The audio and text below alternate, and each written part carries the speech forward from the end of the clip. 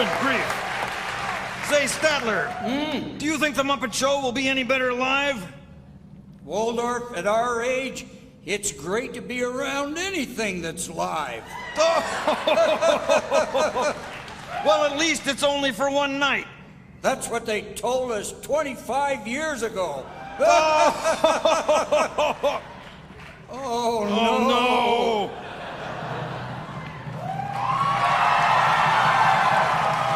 It's the Muppet Show live with our very special guest stars, Brooke Shields, Paul Williams, and lots of surprises. Yay!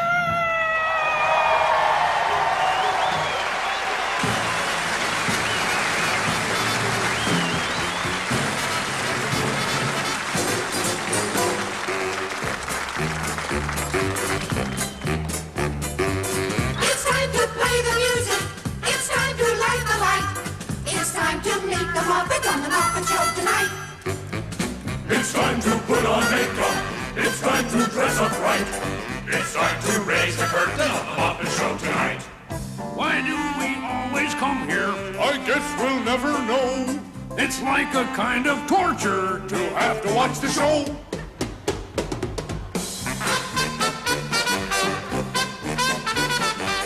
But now let's get me started. Why don't you get me started? It's time to get things started on the most Sensational, inspirational, celebrational, motivational. This is what we call the Muppet Show.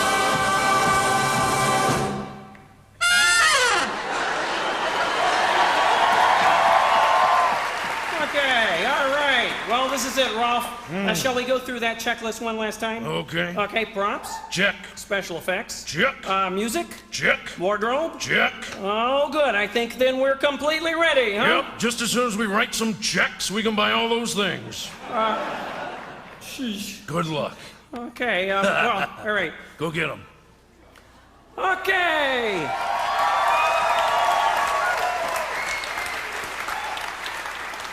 Thank you, and welcome again to the Muppet Show. I am Kermit the Frog, and I thank you so much for coming. Now, you know, way back in 1966, I appeared on this very stage at the old Hollywood Palace TV show, and it was so successful it took them 35 years to invite me back. But anyway, in celebration of the 25th anniversary of the Muppet Show tonight, you're going to see this show as never before. You'll even see who's doing it. Isn't that right, Steve? Pay no attention to that guy, he's just a hired hand. Yeah. That's just a little Muppet humor there. Anyway, we asked your suggestions about an opening number, and in spite of what you told us, we're going to do one anyway. It's a classic we first did on the old Ed Sullivan Show.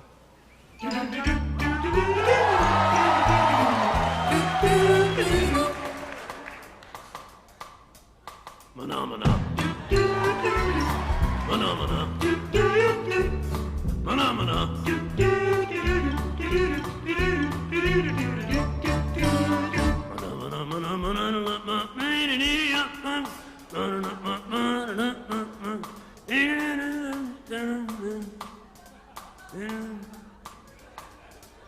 Phenomena. Phenomena. Phenomena.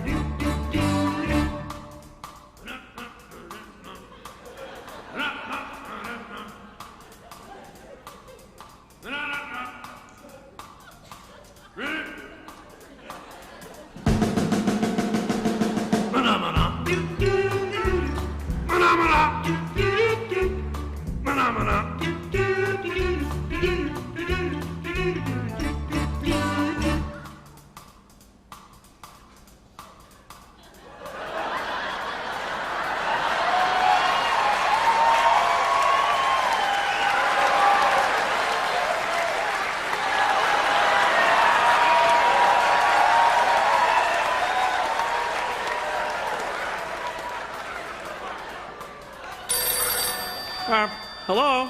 Oh, just a second. It's for you.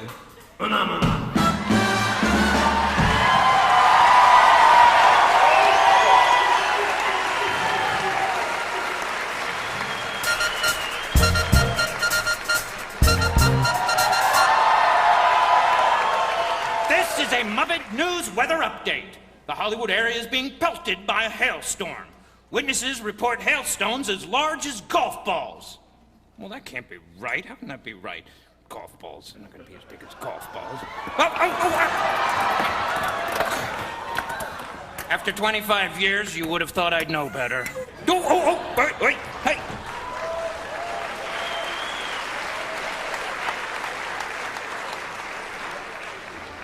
Time once again for Veterinarian's Hospital, the continuing story of a quack who's gone to the dog. Well, who's the first patient, Nurse Janice? Here he is, Dr. Bob. Oh, Dr. Bob, what a cute little bunny. I wonder what his name is. Well, he hasn't said, what's up, Doc, so it isn't you-know-who. Who, Doctor? It's not Who, Doctor, it's Doctor Who. That's another show. Oh, is he related to Dr. Witch? No, it's not Dr. Witch, it's Witch Doctor, and that's another ball game. Oh, then Doctor Who's on first. Oh. I'll ask you the bunny's name and I get Abbott and Costello. Hey, look, can we get on with this? I'm late. For a very important date? No, that's another rabbit. Oh, you're not the white rabbit? No, I'm the wrong rabbit. For sure. Good grief, now it's Rabbit and Costello. Dr. Bob, may I remind you, this is a hospital? Oh, I'm glad you did. The way the jokes were dying, I thought it was a morgue. Hey, hurry up. We all gotta get back to the hutch. The what?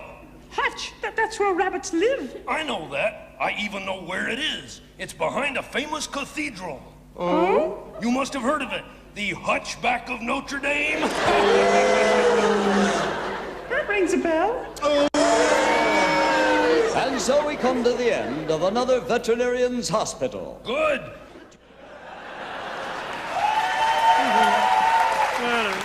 I think that went rather well. Carmen. Oh, hi there, Excuse Pepe. me. Yes, yes, Pepe? Listen, I was just wondering, have you seen Miss Piggy anywhere? No, Piggy. But Carmen, I need your help with the problem, okay? Well, what problem? Well, I've never done a show live, okay? So I have the stage fright, okay? Ooh. Oh, well, listen, Pepe, whenever I feel like that, I just imagine the audience in their underwear. That is very voyeuristical, okay? Well, no, that's not what I mean. It's just that if you imagine it... Excuse me, Mr. Kermit. Yes, but Dr. Honeydew. Oh, Speaker. Have no fear, Mr. Kermit. We at Muppet Labs have an invention that will solve everything for your friend Pee-Pee. That's Pepe, okay? Yeah. Listen, Dr. Honeydew, what is it that you have?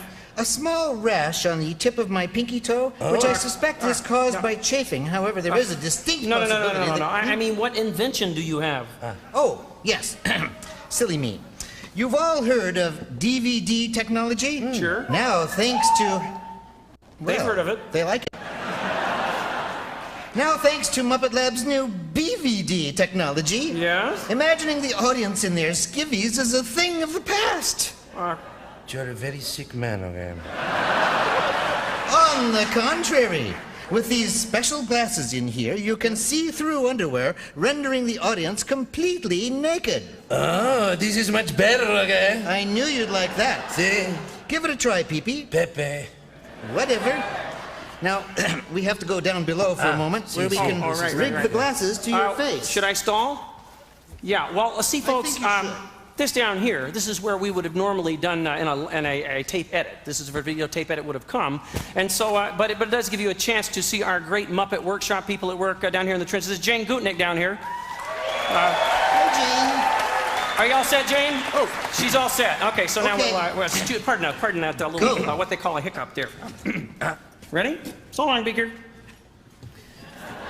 He always forgets his exits. Anyway, so how are the glasses, Pepe? They are amazing, okay? Yeah?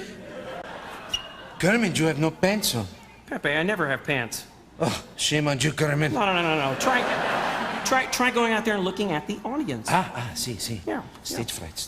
Give that a shot.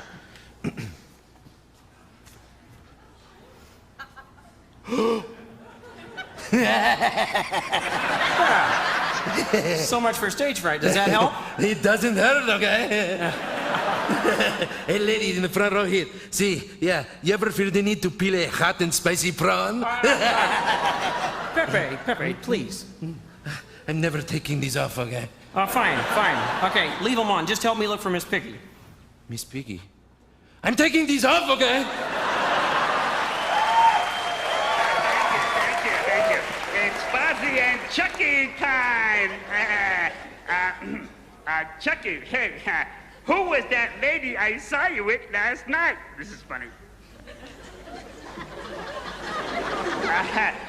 Chucky, who was that lady I saw you with last night?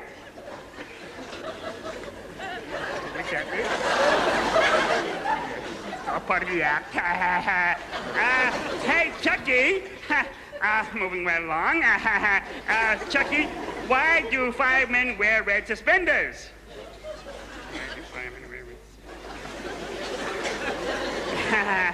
Okay, Chucky, listen. Why does the chicken cross the road? Why does the chicken cross the road, Chucky? Say something, anything. Fonzie. He won't talk to me. Yeah, well, listen, there's something about ventriloquism that I think you should know. What? Well, you see, Fonzie, listen, Fonzie. It's the ventriloquist who actually does talking. Does? Yes. Really? No moving lips? No. Okay, I got it now. Listen, Chucky, who was that lady I saw you with last night? Oh,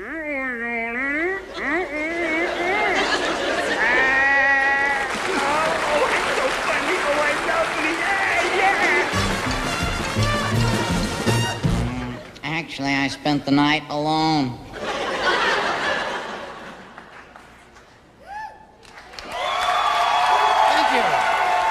Thank you. Ladies and gentlemen, to those of you seated nearby here, I am the Great Gonzo. And to those of you sitting up in the balcony, I am Antonio Banderas. Now, many of you know me as a daredevil performance artiste, but I also have a classical side. And tonight, it is my pleasure to present the first ever live performance by my all-chicken vocal ensemble. Ladies...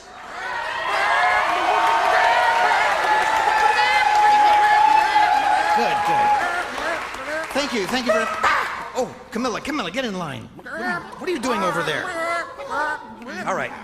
I regret to announce, though, that one of our best cluckers, Henrietta, is molting. But a close personal friend of mine has agreed to take her place. Please welcome Academy Award winner Jon Voight.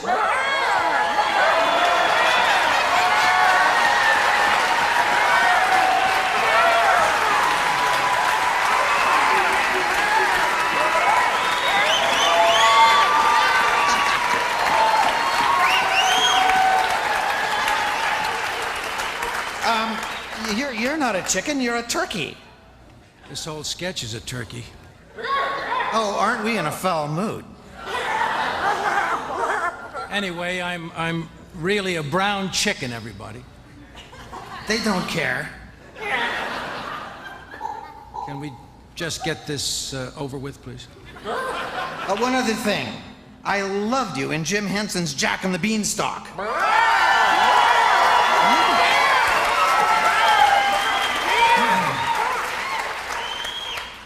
You know, it's available on video and DVD.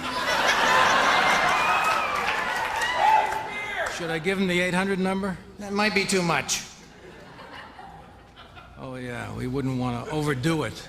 Then let's begin. All right, girls, we're going to tune up. Okay, Sylvia?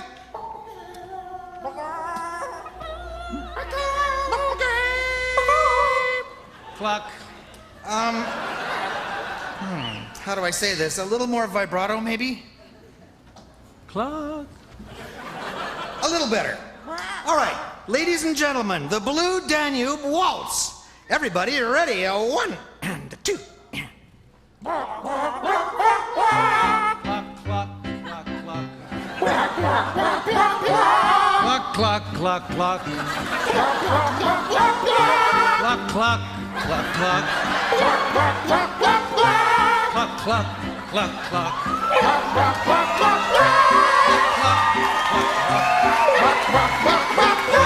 Here's the big finish.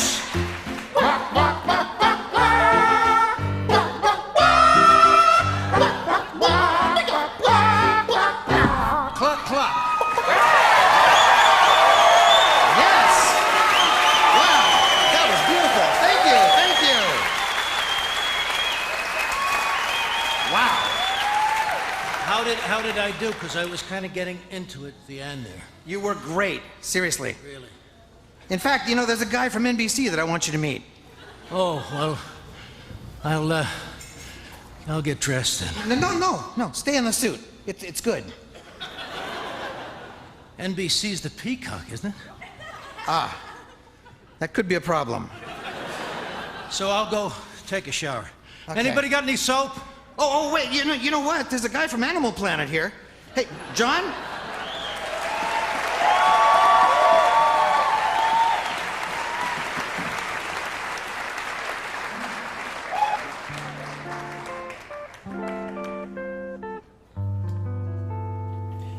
It's not that easy being green. Having to spend each day the color of the leaves.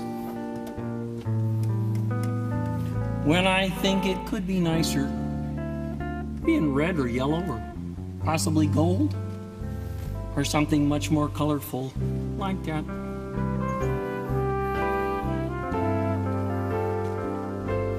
It's not easy being green.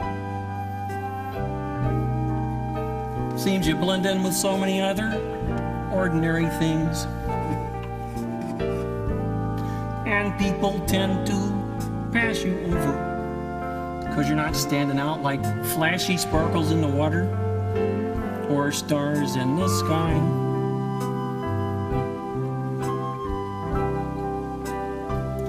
But green's the color of spring.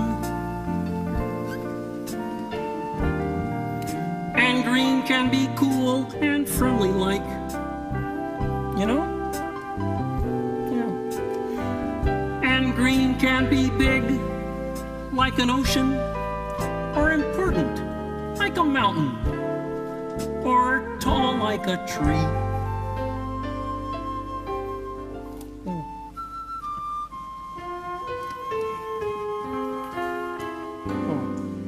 When green is all there is to be, it could make you wonder why. But why wonder? Why wonder? I am green, and it'll do fine. It's beautiful, and I think it's what I want to be. Yeah.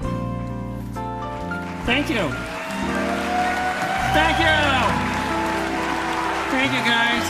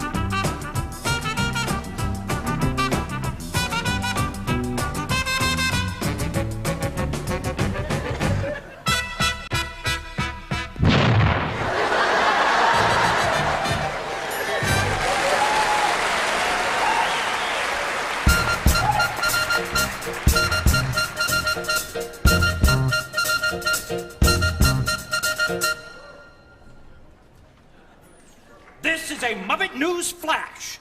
In the world of sports today, Rich Gannon, quarterback for the Oakland Raiders, threw 250 touchdown passes.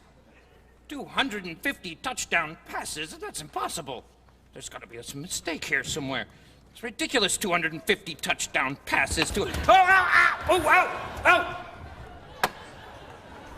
Listen, Fozzie, don't be discouraged. Even if you don't make a lot of money, you're doing what you love to do.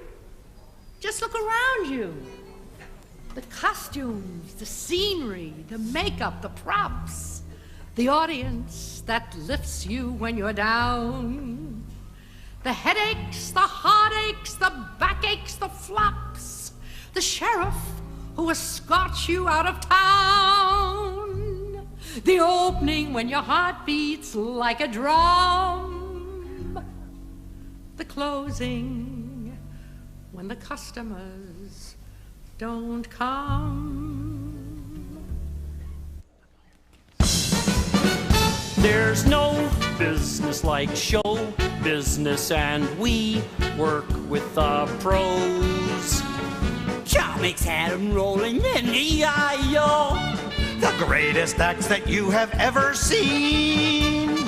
Show folks who would go that extra mile. Back when the dial stopped at 13.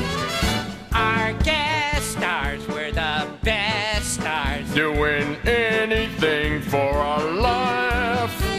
Troopers who would go out each and every night and never duck when my fish took flight. Good old Senior winces when he said, All right, let's go on with the show. There's no business like show business. It's all business. Once we were the strangest thing on TV. Why folks found this odd, I do not know. Now, if you want to see a bunch of weirdos, reality shows are where you go. There's no business like Muppet Show business. We'd all do it again. Thanks to all the guest stars. They were one of us. Not one of them ever made a fuss. Carol even dressed as an asparagus. Let's go on with the show. Let's go on with the show.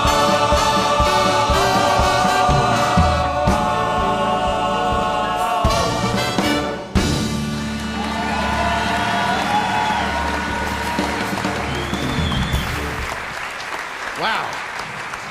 Hello again. You know, one of my favorite things about the Muppet Show was giving a break to talented newcomers. Now tonight, we'd like to continue that tradition by introducing someone I recently discovered in England. This is his first appearance in America, and with your help, it can be his last. Ladies and gentlemen, the astounding and baffling Joe Pasquale!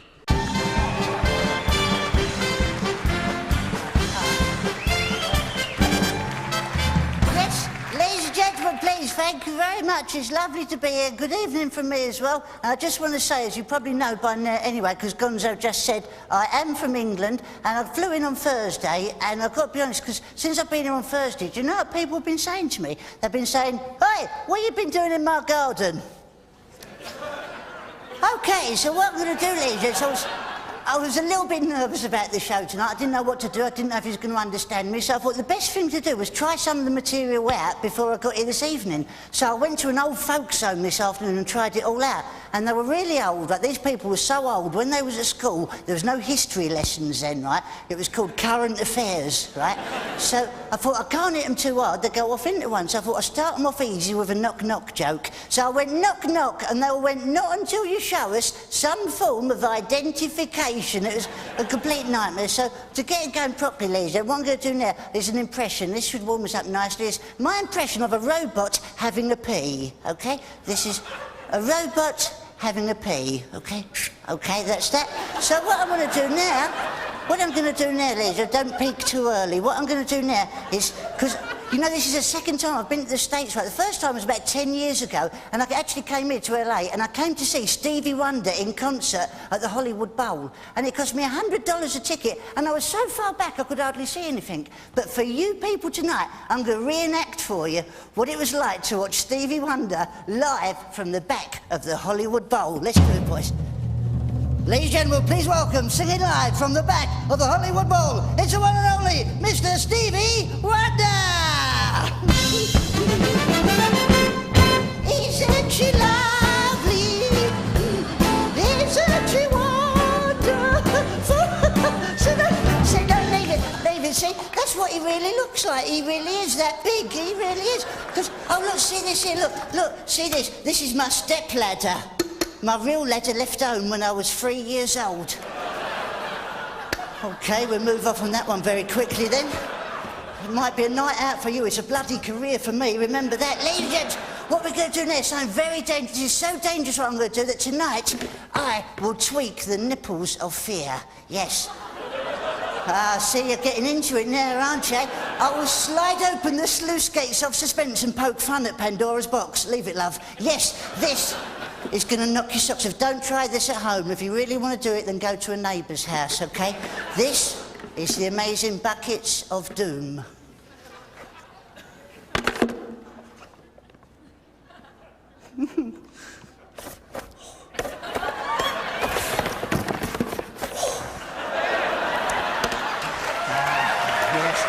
Because, ladies and gents, what I'm going to do now...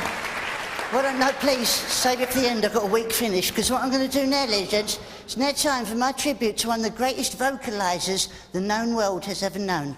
It's my tribute to Mr. Johnny Mathis. Thanks, Johnny. OK, so what I'm going to do... yeah, thanks, lads. You're a big help, ladies and gents. It's my tribute. It's my tribute, ladies and gents, to that lovely man.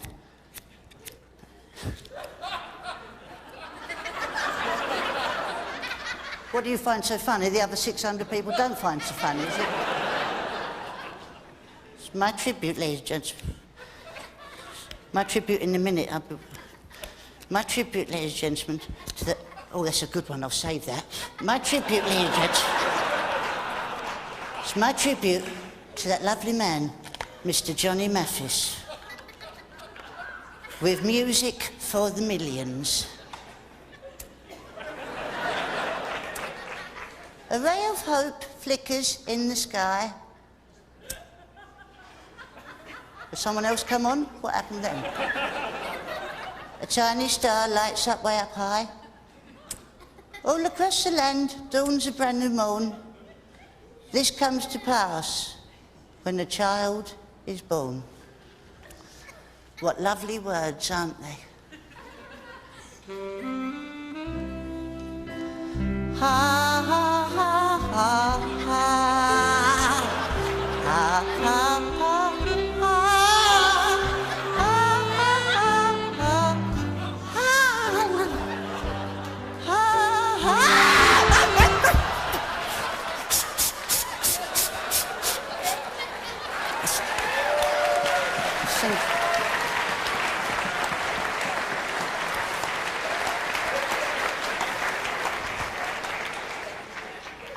Didn't hurt anyway. Just singed all my hair. Because, you know, people ask me where I get my sense of humour from, right? And I've got to be honest, I get my sense of humour from my grandparents, right? Because my granddad, he was a bit strange. He was an Elvis impersonator, and there weren't a lot of call for that in 1938. And he was a Methodist. My granddad was a Methodist, and my grandmother, she was a spiritualist, and that made my dad a methylated spirit, and it just passed it all the way down to me. And he had a little business, he had a little shop that never made any money, though. It was a shop in like a shopping mall, and it had a sign outside the shop, and it said, "Watch batteries installed." And people used to sit outside the shop all day like that and just look at him and watch him install batteries all day. OK, and I know some of you don't really understand a lot of what's been going on up here with me, but don't worry, you get home tonight and you get into bed, and just as you're falling asleep, you go, "Oh, I got it," and that'd be great, wouldn't it? Because he used to have all these funny little sayings. He'd say it's the early bird that gets the worm, but the second mouse that gets the cheese. You're going to have to work a little bit harder than this, aren't you? And who was the first person to discover you could get milk from a cow? And what did he really think he was doing at the time?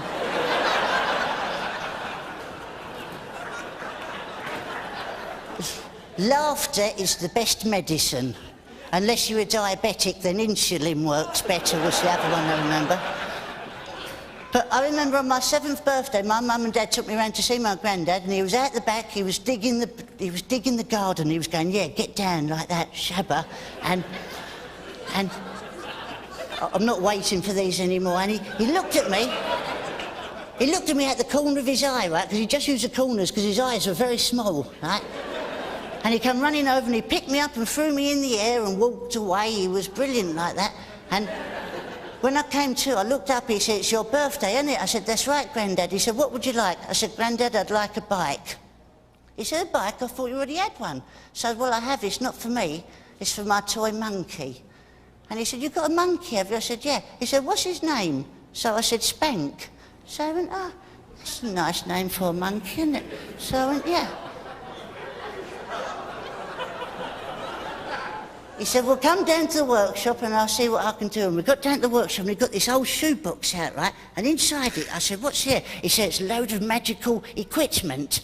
So I said, what's in there? And he got out this old cigar box and a reel-to-reel tape recorder. I said, Grandad, that's just a load of old junk. No one can make a bike out of that. He said, I can, because I'm your magic Grandad. No, he really did. And this is what my Grandad made for me on my 7th birthday.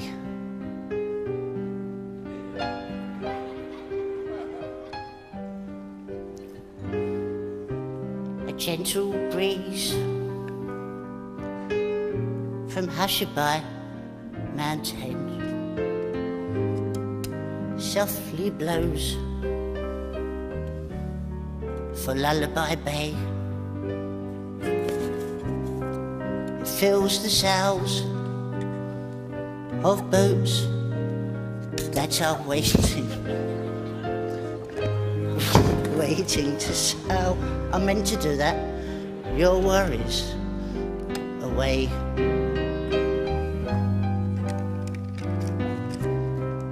It's not too far from Hushabye Mountain, and your boat waits down by the quay. The winds of night are so softly sighing. Soon they will sail your worries away. So close your eyes on Hushabye Mountain. Wave goodbye to cares of the day and watch your boat from Hushabye Mountain sail far away from Lullaby Bay.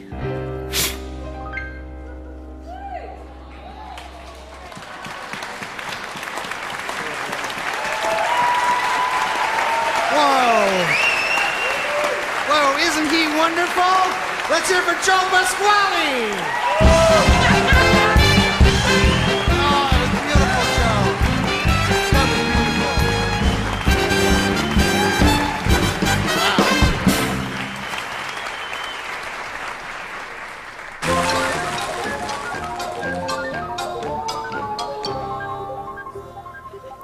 I'm Dr. Bunsen Honeydew.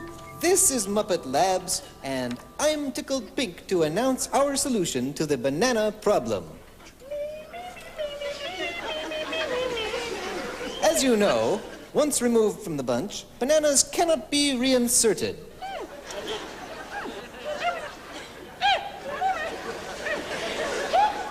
This results in extra bananas lying around underfoot, where they can be hazardous to your health. Such problems disappear with our new electric banana sharpener. Show them, Beaker.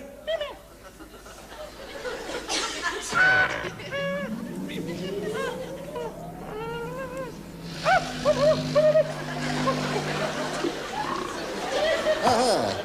Say goodbye forever to dull bananas. With this equipment, you can store bananas on any convenient vertical surface. You can even store a whole bunch this way.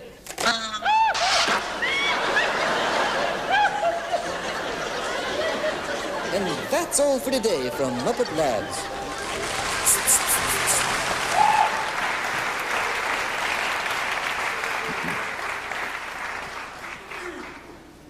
I'm here. But it's dark. No, it isn't. Hi-ho, ladies and gentlemen. Listen, I just want to take a moment to thank you all for coming tonight.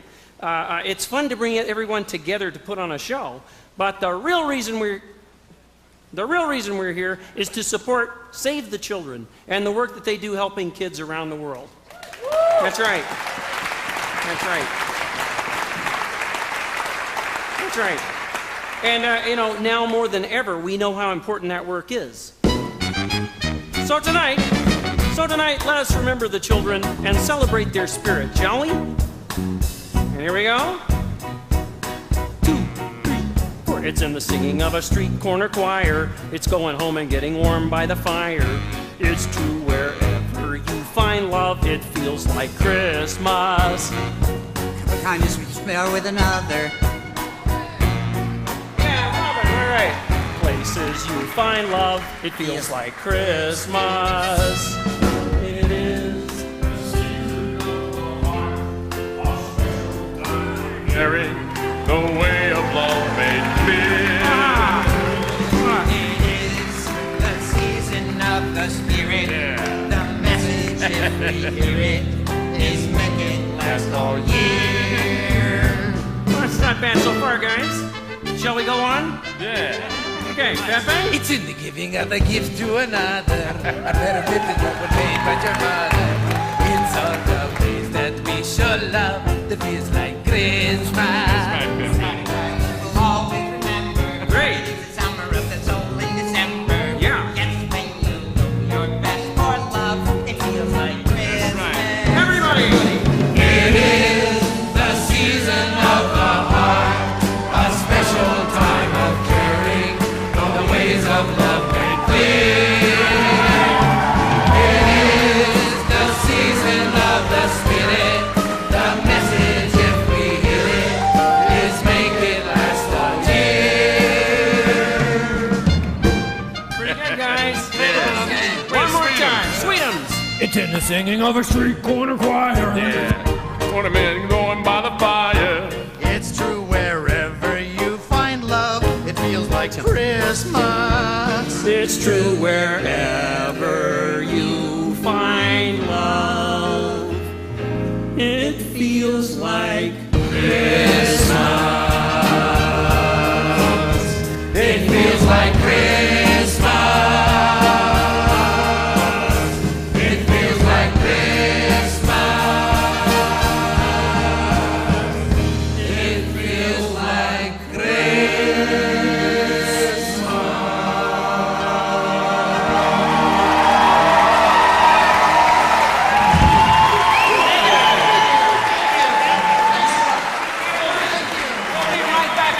After a brief intermission. Don't go away. Curtain!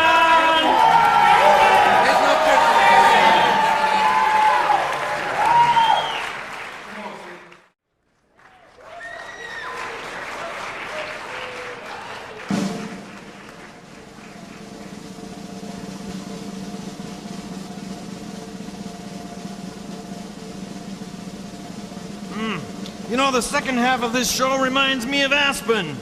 Oh? Why Aspen? Because it's all downhill from here. Excuse me, guys. We're looking for Hollywood. You know, do you know anything about the way to Hollywood? Hollywood, California? No, it's over near Los Angeles. Have you ever been to excuse me, have you ever been to Los Angeles? No, it's a little town where they make movies, you know? Did you ever go to the movies? These are natives. They don't know much about movies. Kermit, run. There's bulls all over the place here. What? There's bulls here. There's bulls here? Yes. Okay, listen here. How about this one? Have you ever heard of cows?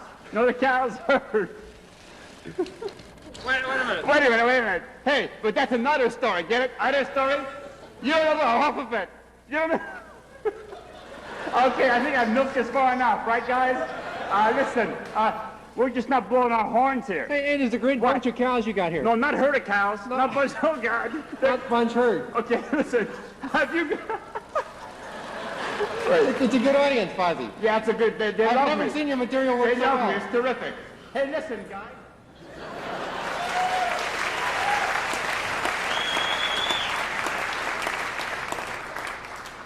Hi, I'm Brian Henson.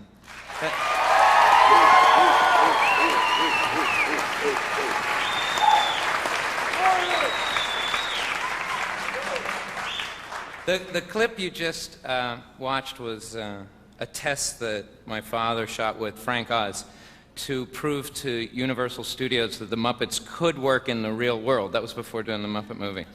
And as you can see, it was complete nonsense, and it convinced them immediately. As you can see from there and from everything, that now you guys get to see exactly how we do all this and how things go wrong, and that's okay, and it takes a lot of people. And what we do here is we just try to have a lot of fun, and it's complete nonsense, and we do have a lot of fun. That's really what my father, all his work was about was sort of celebrating life and goofing around and laughing at life. And it takes a lot of people to do this, to do what we do, this sort of mayhem. And a lot of things go wrong. During the show, you've been noticing the things that go wrong, and that's part of the fun, I think. And it's okay. I wanted to introduce you to some of the people. Well, the way my father worked was he would say that one of the most exciting things to him was watching what was originally his idea become something completely different when it was finished. And that was very exciting to him, that he liked to bring people together and make something that only that group of people could have made by getting them all to take part and to put their 10 cents into it. And that's really why it's such an exciting group to work in, and when people start working with us, they tend not to want to leave. I want to introduce you to some of those people in the group that he pulled together for the Muppet Show. But first, I'd like to mention a few of the people that aren't actually here tonight that were obviously very important. Well, my father's not here, as you all know, and you don't...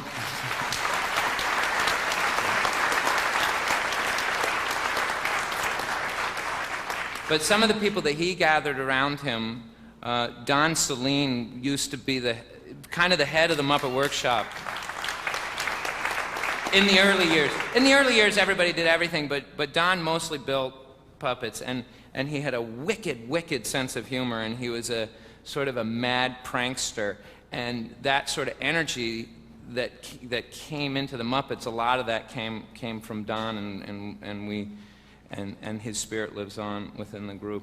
And then somebody that was very important, right in the core performers, was Richard Hunt. And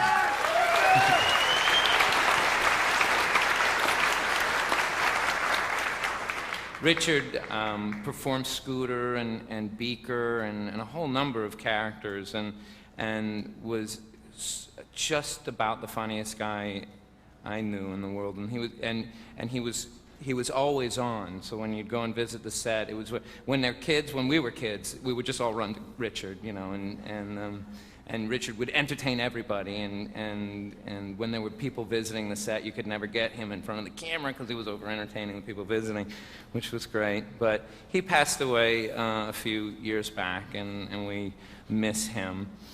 There are those who couldn't be here. Jerry Jewell, who was the head writer of the Muppets, and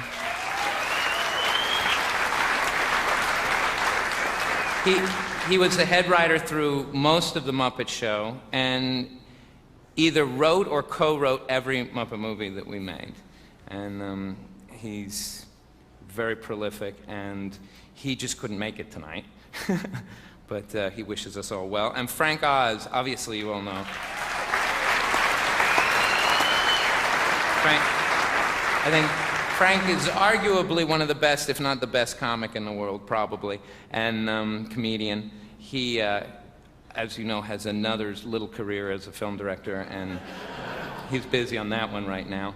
And then a couple of other people that were instrumental to the pulling together of the business and helping it all actually happen. Bernie Brillstein, who was my father's manager,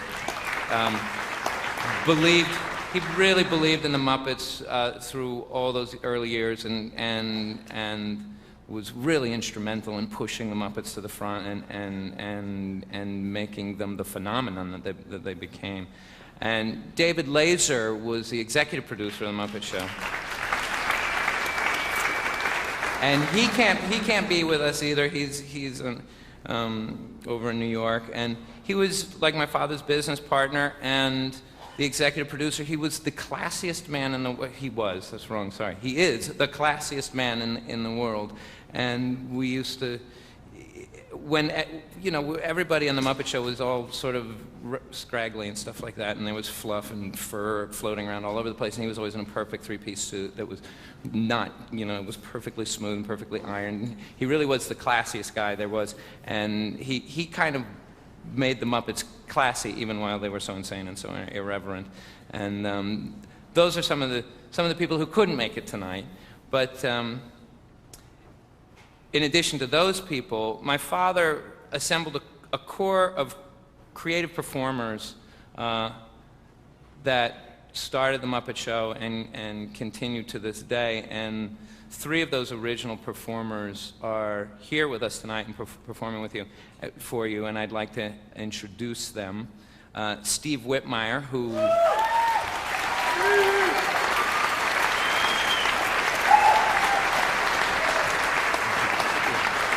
Steve performs Kermit, and he's taken over Kermit from my father, and performs Rizzo and Bean Bunny and a whole number of characters. He's also taken over Beaker. Extraordinary performer. Next is Dave Goles.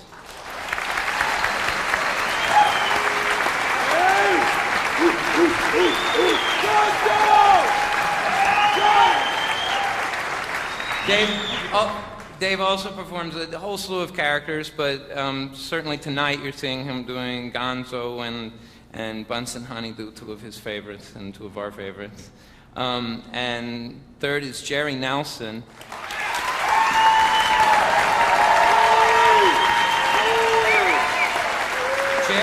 Jerry was one of the very first performers to join the company. I think only performer before him was Frank. Is that right, Jerry? Yeah, Jerry used to perform as well, but Jerry he hated did. it. Yeah. He decided he wanted to write, stay on the typewriter. But Jerry performs an enormous number of characters. During the Muppet Show, when there was a new characters coming in, Jerry would inevitably always or often take them, and is one of the most flexible performers I know of. And tonight you're seeing him do Floyd and Robin the Frog, and he's got a huge number of characters that he does. So with that, I'm going to leave you guys with the stage. Okay?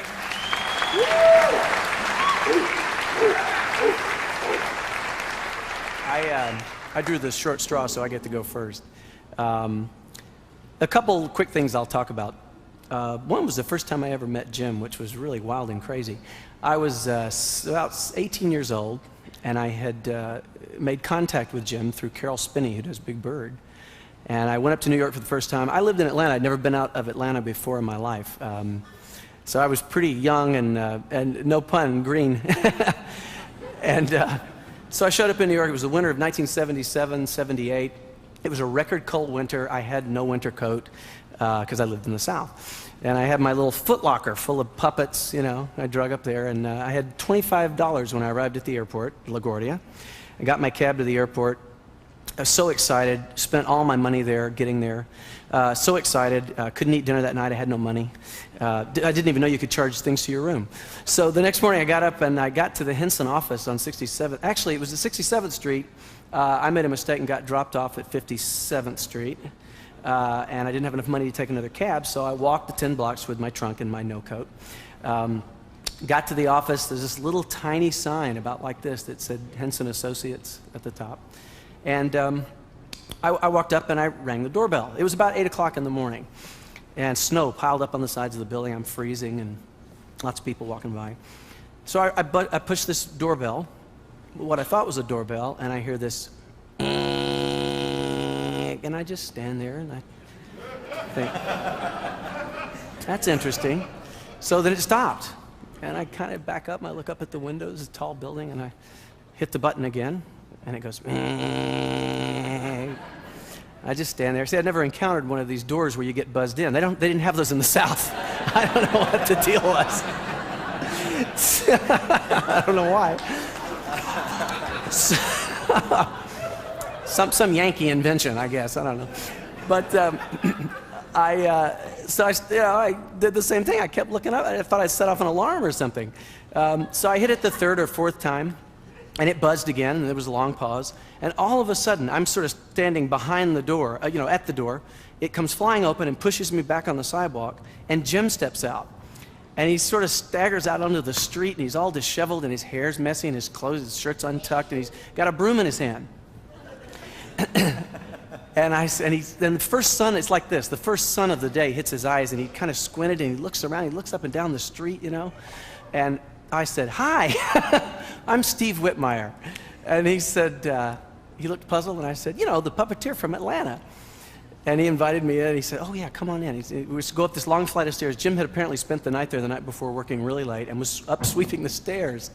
And go up the steps, and he says, he said, "We weren't really expecting you till about 10 in the morning. Things don't really get going around here till 10, 10:30. It's 8. And I'm thinking, God, I'm sorry, I got to make a good impression. So I said, "Well, I could go out and come back."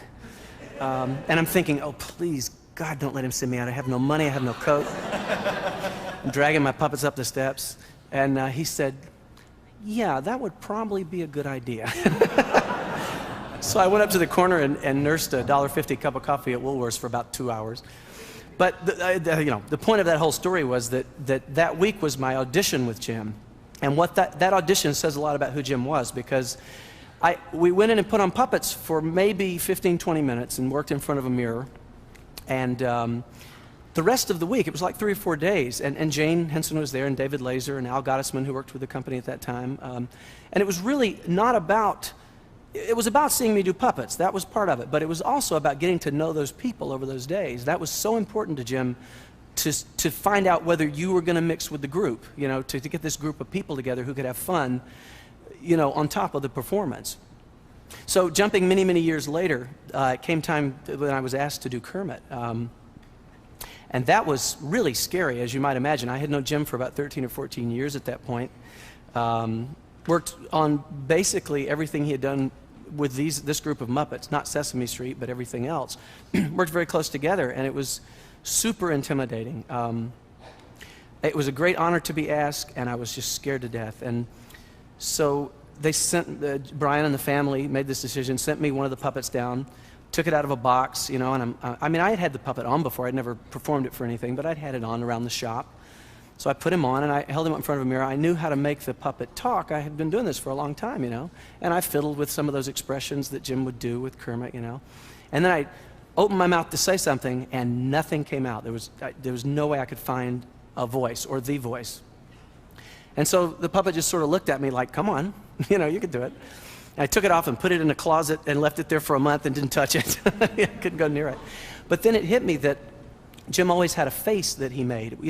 We do these characters, and we sort of push a performance that an actor would do out through this hand, but we're down here, we make stupid faces all the time. Don't watch us. We're down here going, Don't look at our faces. you know. But Jim had a particular face he made when he did Kermit, and what he did was that he frowned and he sort of pulled his mouth out to the side. And I thought, well, where can I see that? And I remember that I'd taken home movies of Jim backstage, and I had the camera poked in his face for about half an hour while he was doing Kermit. So I watched these movies, and that's where it all came from. If it weren't for working with Jim for 14 years and those movies, Kermit would not exist. There's no way he could be here. I just think that's kind of cool.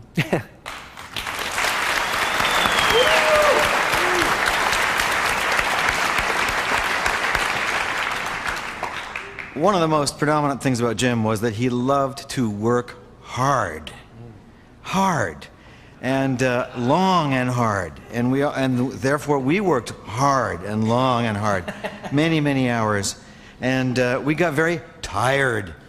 And typical scenario was that we might be shooting a film and be in the film studio for 12 or 13 hours during the day.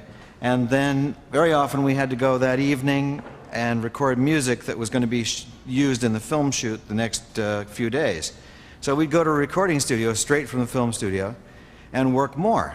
And we worked and got more and more tired, and around about 10 or 11 o'clock at night, we inevitably would be singing a song, and we'd all be around microphones so that we could see each other, and somebody would fluff a word, and somebody else would start to giggle a little bit. And that would just set everybody off. And pretty soon, Frank and Jerry and I and Steve and Jim were all literally falling on the floor because we were just laughing so hard. And we couldn't pull it back together. It took maybe 20, 25 minutes. And the engineers would just get up and wander out and have some coffee. And we felt like complete morons. We just could not be professional. I know there are a group of engineers all over the world now, a little group of 20 or 30 engineers who are probably wondering how we managed to stay in business. But eventually, we pulled it back together and went back to work. And skipping forward to 1986, when Labyrinth had just come out, and it hadn't been too successful at the box office, and Jim was very disappointed, and he was kind of sad about that. And I happened to be in Los Angeles, and he was here too, and we had lunch one day. And after we finished, we came out of the restaurant onto the street, and as we were saying goodbye, he turned to me and said, you know, well, he didn't really turn to me because he was already turned to me because we were saying goodbye. But he didn't just say goodbye and then turn back. It was just a single turn, and then he said goodbye. And got that? Okay. Yeah. Anyway, wait, single turn. The single turn, and he said goodbye, and then he said something else. Okay. That's what I was just getting to. Okay. And he said, do you know what my favorite part of this whole thing has been? He said, it's when we laughed. And it meant so much to me to hear that, because he really felt that way. I agreed. I mean, this work is just great, but the process of doing it with these guys and all of our production crew and the workshop, the writers that we have, it's just the most wonderful collection of people. And we've had so much fun over the years, and I think the top of all that fun was the laughing. And of course, all the engineers that don't like us anymore. Anyway, that's...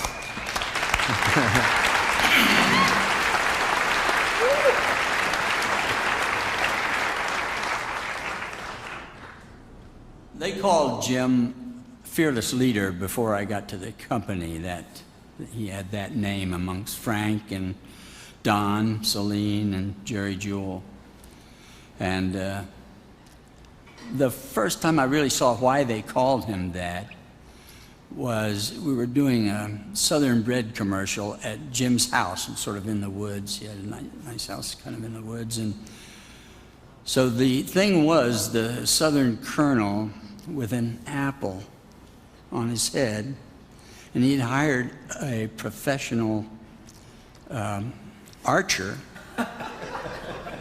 to come shoot the apple off the puppet's head. Well, Jim's hand would have been here, the apple would have been about in here somewhere.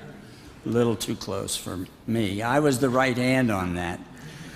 And I got down just as far as I could, really close to the bottom of the frame. So this professional actor, he says, okay, we got everything ready. So he said, okay, are you ready? He said, yeah, we're ready, but do you have to stand so far away? And she said, well, yes, I do, because an arrow, when it leaves, there's a wobble effect for a certain distance. And Jim kind of thought about that for a second. He said, okay. And so she did it. It took several takes. So I think that's only a small part of why we called him Fearless Leader.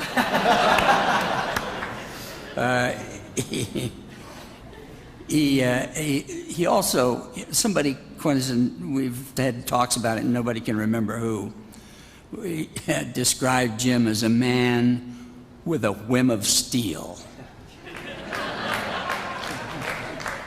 No.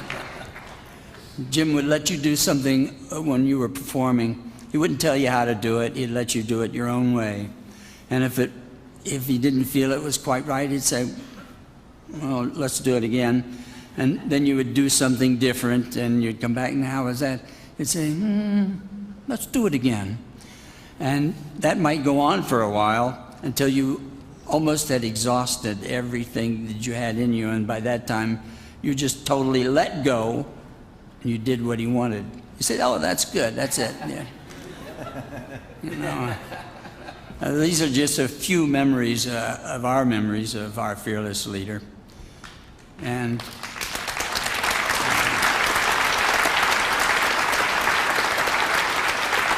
we're sure everyone here has their own favorite memories of Jim and characters and worlds he created. Let's watch.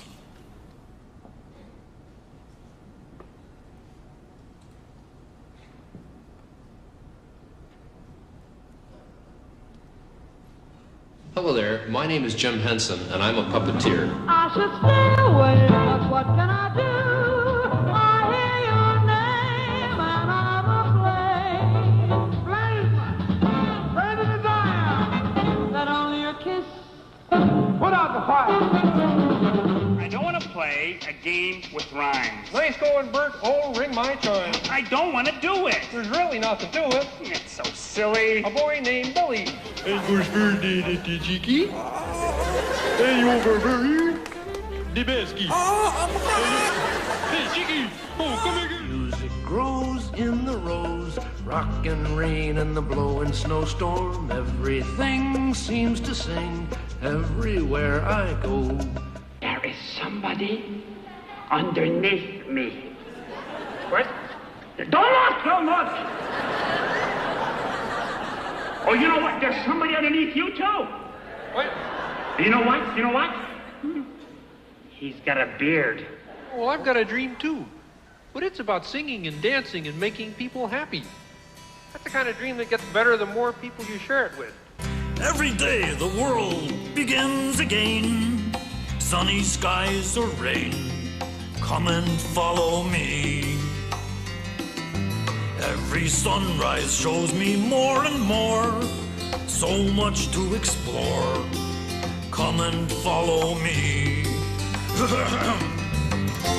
Every morning, every day, every evening, calling me away.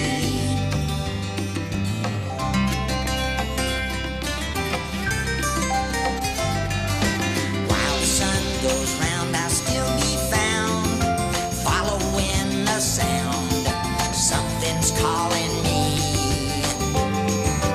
When the world goes drifting back to bed, memories in my head, wonders follow me. Every morning, every day, every evening, calling me away. One more time, boy. Every morning,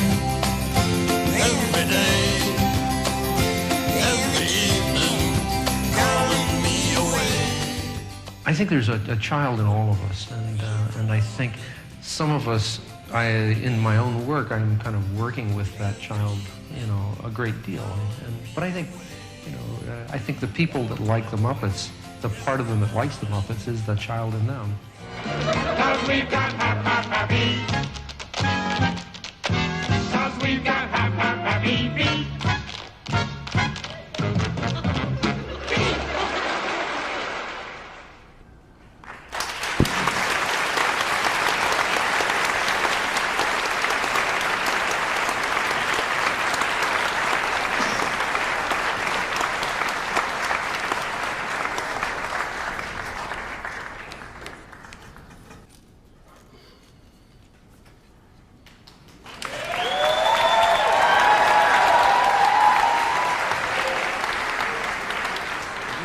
Hey, where's the rest of the band? Late, man, late. I must be getting old. I'm starting to get my gigs on time. I wonder where they're at. Where you at? Where's your natural habitat? Baby, where you at? I wanna go there. Where's the place? Which direction should I face? Where's the place? I wanna go there. I was doing fine till I heard you call. I've been searching everywhere, but I can't find you nowhere at all. So where you at? Tell me before I flip my hat. Baby, where you at? I wanna go there. I want you to go on, Sue.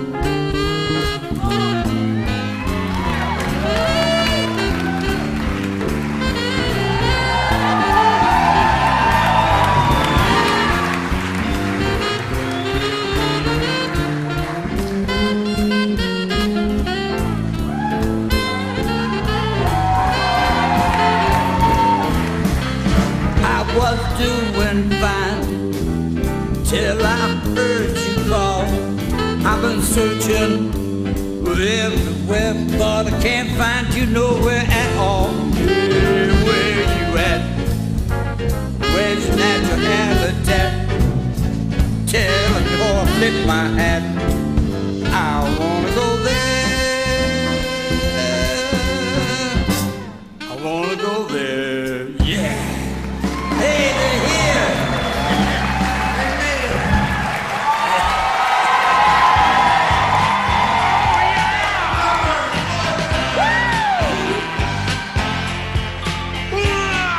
Everybody's lover, everybody's brother. I wanna be a lifetime friend.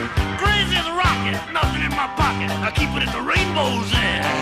I never think of money, I think of milk and honey. Grinning like a Cheshire cat. I focus on the pleasure, something I can treasure. Can you picture that? Can you picture that? Oh, yeah! Oh.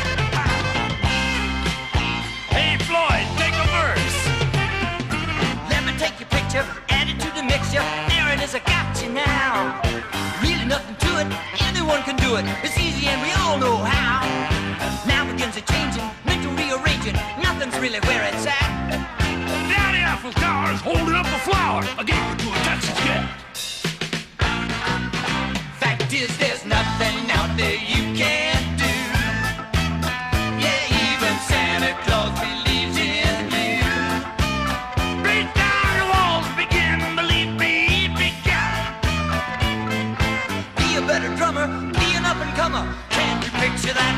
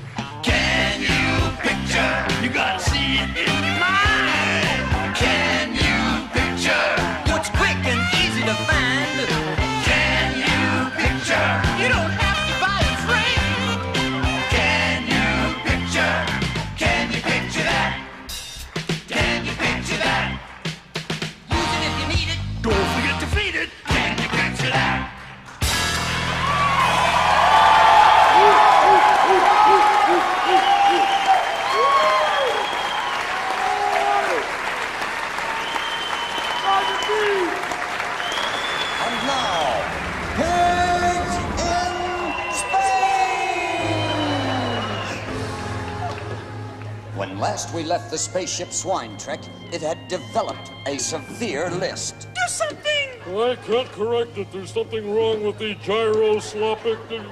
What do you call it, Dr. Strangeport? I don't know, but if it isn't fixed, it'll sure louse up our billiard game tonight. Right. Wait, maybe I can fix it. You? Yes.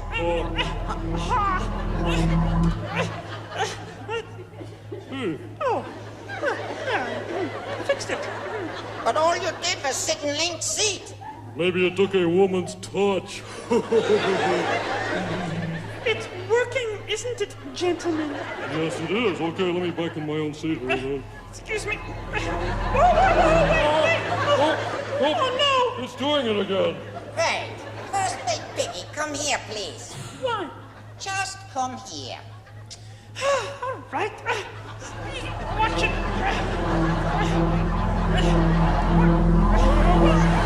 What is it?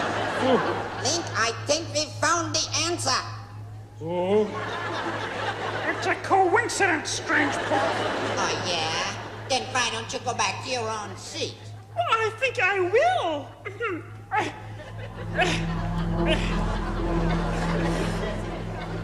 Uh-oh. Hey, I get it now. One word from you, Lord Lips, and you're dead. As you wish, First Mate Fatso. Fatso! Does it?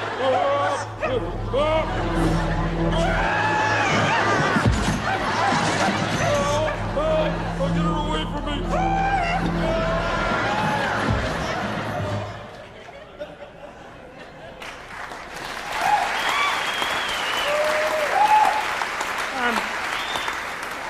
Thank you. Hey, listen, I was supposed to perform a duet with Miss Piggy right now, but we still don't seem to know where she is, so I guess I won't be able to actually do... Kermit. Yeah? Introduce Miss Piggy. You found her? Sort of. What do you mean, sort of? Relax. Just introduce Miss Piggy. Okay. Ladies and gentlemen, here to sing Never Before, Never Again with me is Miss Piggy, sort of. You want me to go out there like this? Be a sport. It's the 25th anniversary. Go on, break a leg.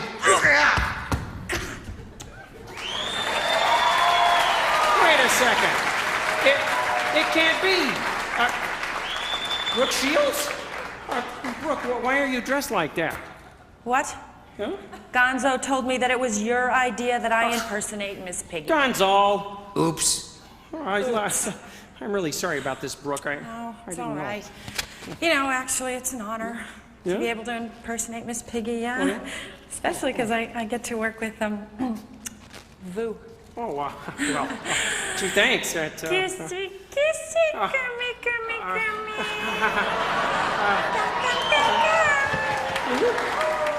Let us make some beautiful music together, schmoopy poo.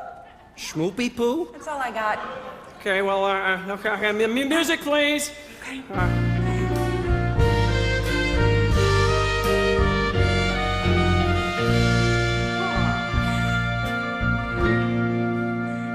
Never before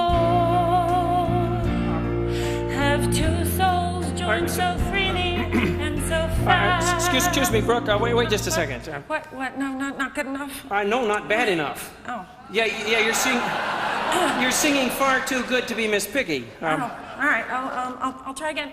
Okay. Music. Never before. That bad enough? No. No. Never before. Never before. That's it.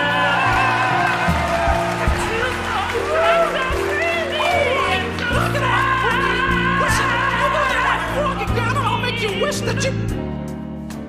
Miss Piggy, what are you doing up there? You're supposed to be here tonight. Kermit, I told you I couldn't make it. This weekend is Piggy Fest, a celebration of all things moi.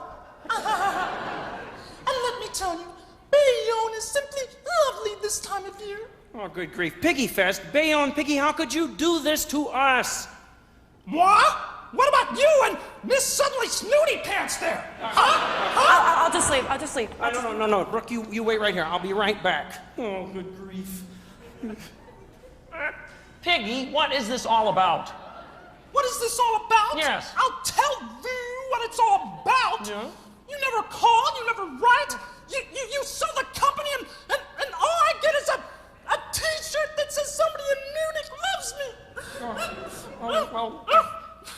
Piggy, I'm sorry. It's just that It's okay, Kermit. Sometimes it's good to just let these things out. That's true. You just let it out, Piggy. That'll be fine. Just let it out. He asked for it. What?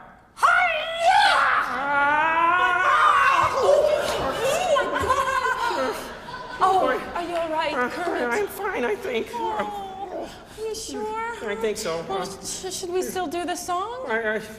Sure, I guess. Okay. Music, please. Oh, wait. Okay, hold on. Oh, sorry. All right, Shall we do it together? Take a breath. Take a deep breath. Okay. Just go.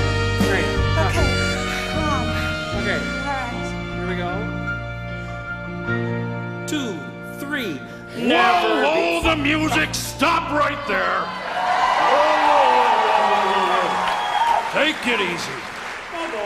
What are you doing? I got Paul Williams backstage threatening to leave if you do any further damage to that song there, Missy. Oh, dear. Sorry. Well, what do we do?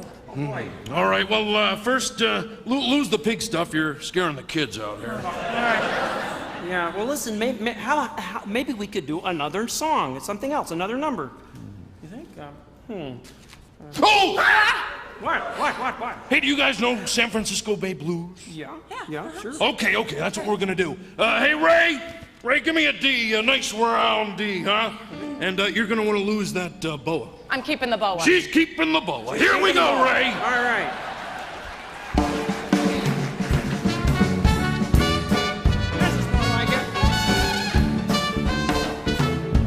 I got the blues 'cause my baby left me by the San Francisco Bay. Oh, yeah. The ocean liner's gone so far away. I didn't mean to treat him so bad. He was the best frog I ever had. She said goodbye. I can take a cry. I want to lay down and die. I ain't got a nickel and I ain't got a lousy dime. I know what you mean. She don't come back, I think I'm gonna lose my mind. Oh, yeah. If he ever gets back to stay, it's gonna be another brand new day. Walking with my baby down around the San Francisco Bay. All right. That's great.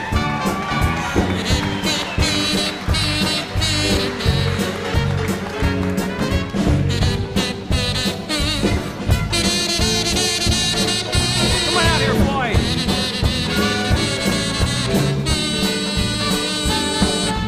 Sitting down looking at my back door, wondering which way to go. The woman I'm so crazy about, she don't love me no more. Think I'll take me a freight train, 'cause I'm feeling blue. Yeah. Riding all the way to the end of the line, thinking only of you.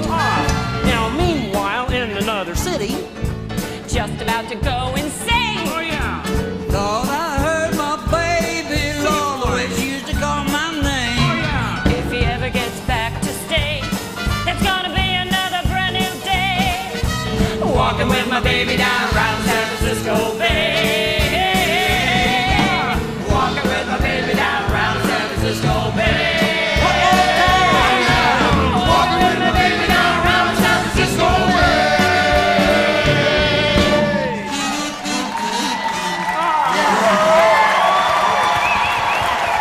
Ladies and gentlemen, Brooke Shields. Thank you, dear. Thank you. Thank you. Oh, that was wonderful. Okay. Nice. Yeah, great.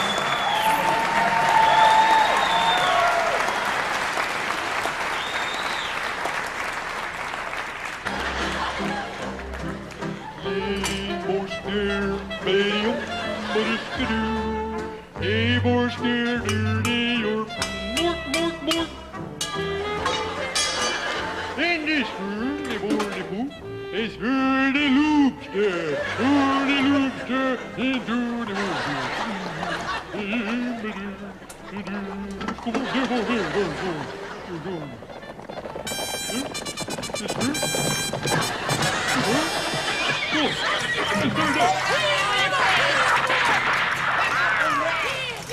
Disco, Pancho, esto la grande oeste, esto lo Donna Maria. Haven't I seen you someplace before? Disco, you come for me. Adiós, muchachos. Adiós, el chefo. ¡Arriba! Hombre, esto la grande oeste, esto lo mande. Vámonos, muchachos. ¡Vamos!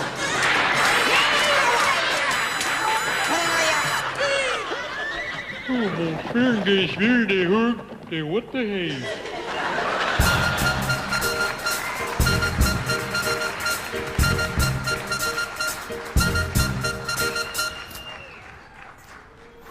A Muppet News Flash. Scientists were flummoxed today by reports of giant boulders rolling through Hollywood. They didn't give you giant boulders to throw, did they? No, but they gave me one. No, you missed. You missed.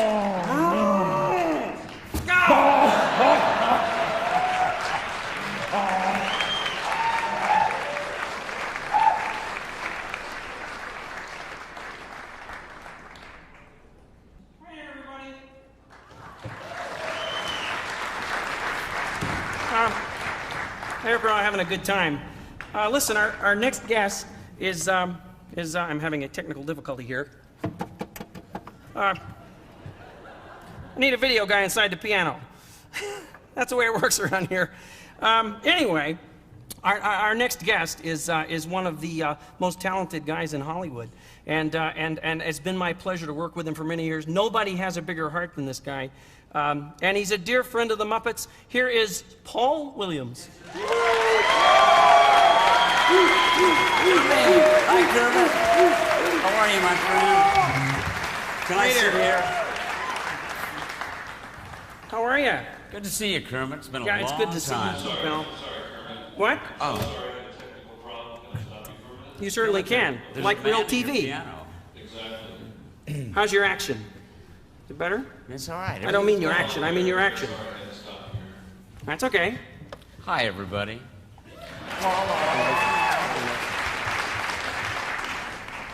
I'm just hanging out. You know? Just... You know, Paul? Yeah? We've worked together a lot over the years, haven't we? We worked together since 1979, when you were... I was about your height then. You know? Yeah? And since then, we've shared the same clothes many, many times. Many, many times. That's right. That's right. I've got short hair, and the guy under you has long hair. It's bizarre. That's funny. I don't know who that guy is. He keeps following me around. I think he's a stalker. Yeah. Yeah. I don't know. Yeah. You guys well, have... anyway, hey, Chris? Yes, sir. I think we're all set. Thank you, Kermit. You ready? Should I come in again? Or nah, what the heck? nah. You're here. Just say ready. Ready. I'm not. Okay, here we go. You know what? I always loved working with you guys. It was special for me because it made me feel larger than life. Oh, yeah. Well, you know, you always made us sound so good, too, and you've written an awful lot of songs for us. Do you have any favorites? Oh, this is one from the Muppet movie. Remember this?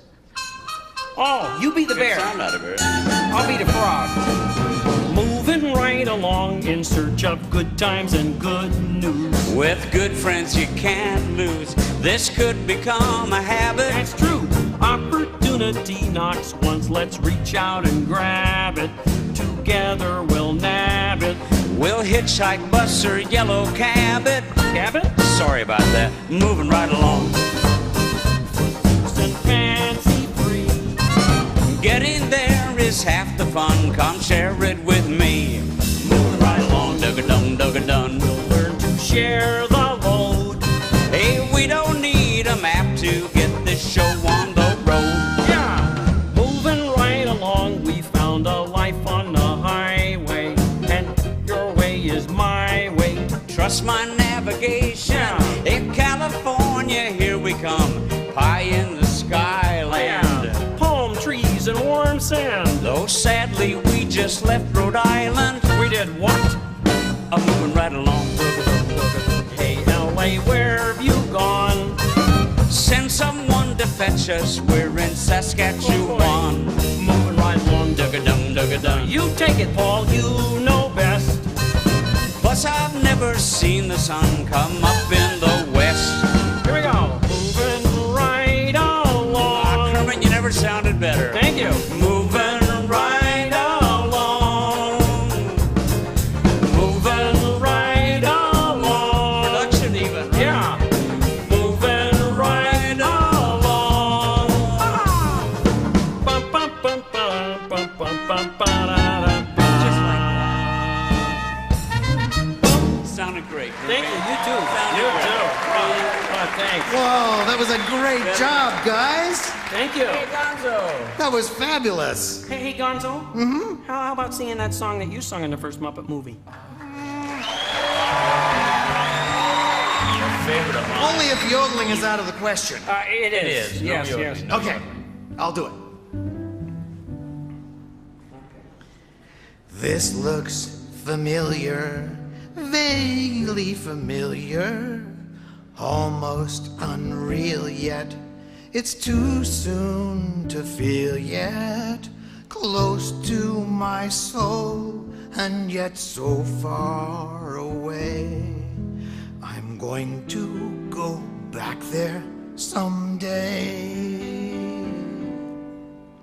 Sun rises, night falls, sometimes the sky calls.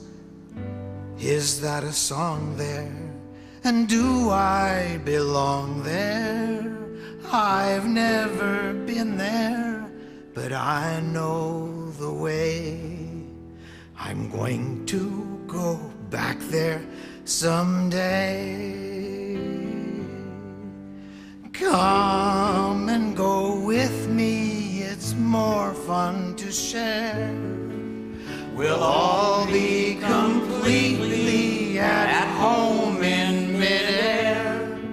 We're flying, not walking on featherless wings.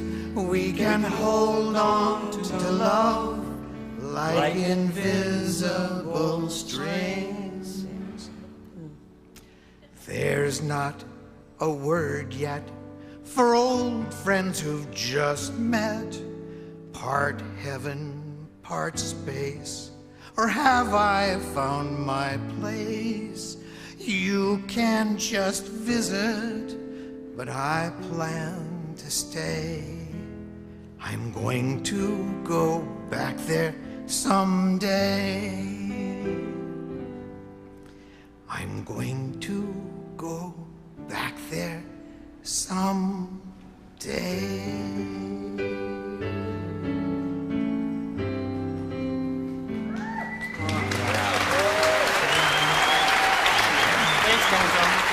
Thank you. Thank you. Fabulous, Gonzo. You're the best. You're just my favorite. Oh, hi, Robin. Hi, Mr. Williams. Hi, Robin. Hi, Gonzo. Robin. Yeah, could we do a song from the Muppet Christmas Carol? Oh, sure. Yeah. Sure. Tiny Tim was my biggest part, so to speak. Sure. Life is full of sweet surprises. Every day's a gift. The sun comes up and I can feel it lift my spirit. Fills me up with laughter, fills me up with song. I look into the eyes of love, know that I belong. Bless us all who gather here, the loving family I hold dear. No place on earth compares with home. And every path will bring me back from where I roam. Bless us all with playful years, with noisy games and joyful tears. We reach for you and we stand tall. And in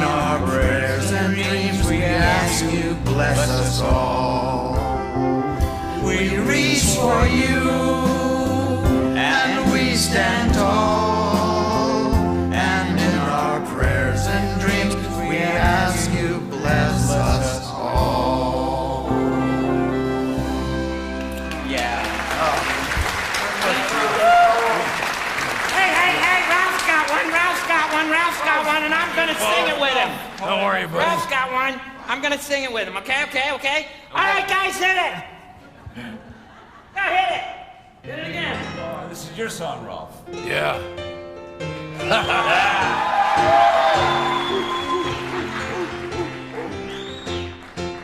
Oh, yeah. You can't live with them. You can't live without them. There's something irresistible-ish about 'em. Yeah. We grin and bear it 'cause the nights are long. I hope that something better comes along.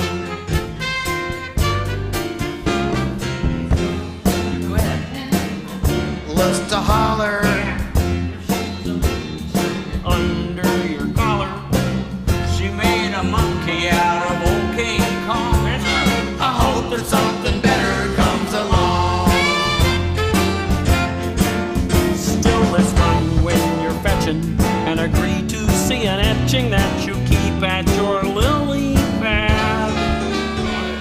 There is no solution. It's part of evolution. pitter-patter of souls. Little feet a tadpole. Fall tadpoles don't actually have feet. Sorry about that. 3, 4. No hesitation of mixing and matching. Some get an itching for a critter they've been scratching. A stunt with Badger, the results were strong. I hope there's something better. I hope there's something better. I hope there's something better comes along.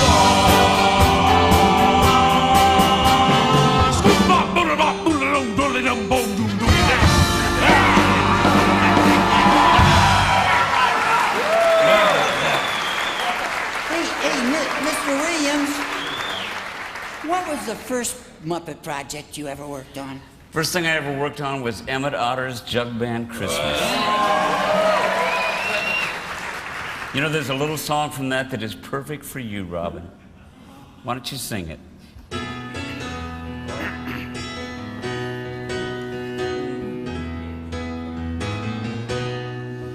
When the mountain touches the valley, all the clouds are taught to fly. Thus our souls leave this land most peacefully.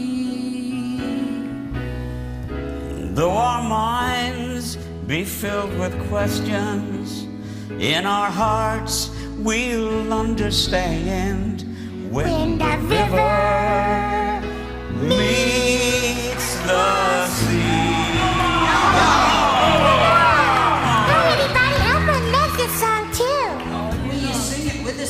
You bet. Elmer wouldn't travel all the way from Sesame Street for nothing. A flower that has blossomed in the dry and barren sand.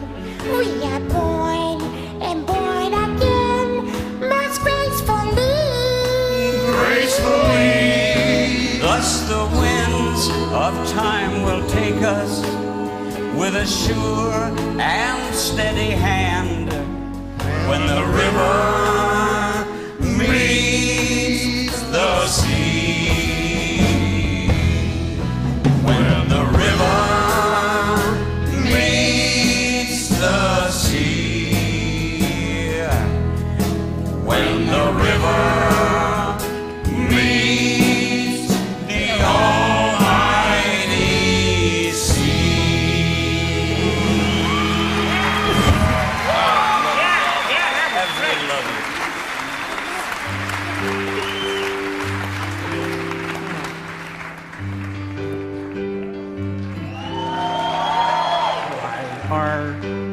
There's so many songs. We'll try that again. Sorry, guys. Here we go. Why are there so many songs about rainbows? And what's on the other other side. Well, rainbows are visions, but only illusions. Rainbows have nothing to hide. So we've been told, and some choose to believe it. I know they're wrong, wait and see. Someday we'll find it, the rainbow connection, the lovers, the dreamers, and me. All of us under its spell, we know that it's probably magic.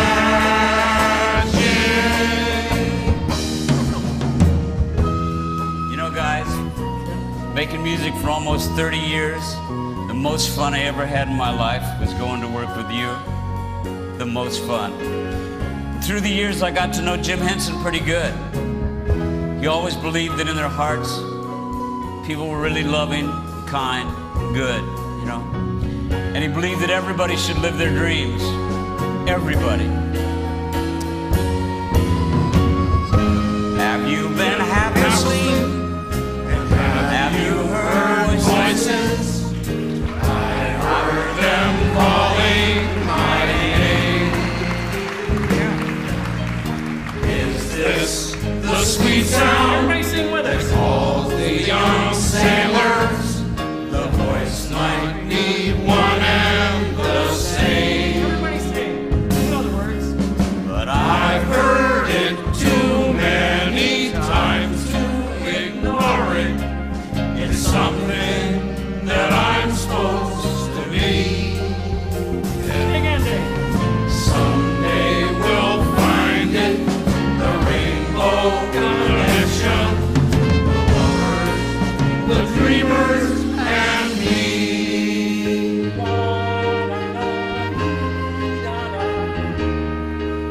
Wa da da dee da dee da.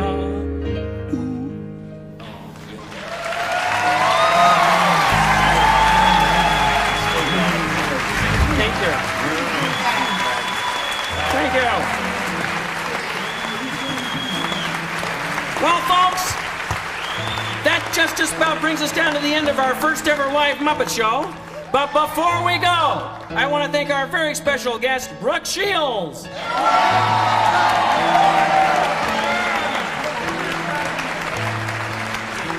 And John Voight.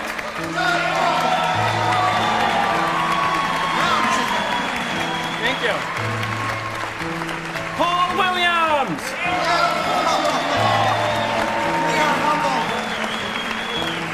Joe Pasquale.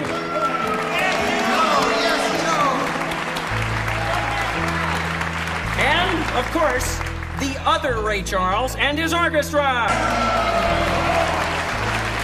And all the other people who worked so hard to put on the show. Come on out, everybody! Come on out!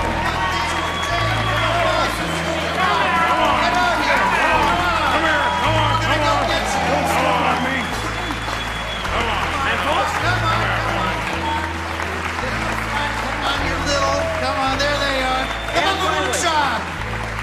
And finally, folks, we want to thank all of you for helping support Save the Children. After all these years, we still believe that making people happy is the best dream of all. Life's like a movie, write your own ending.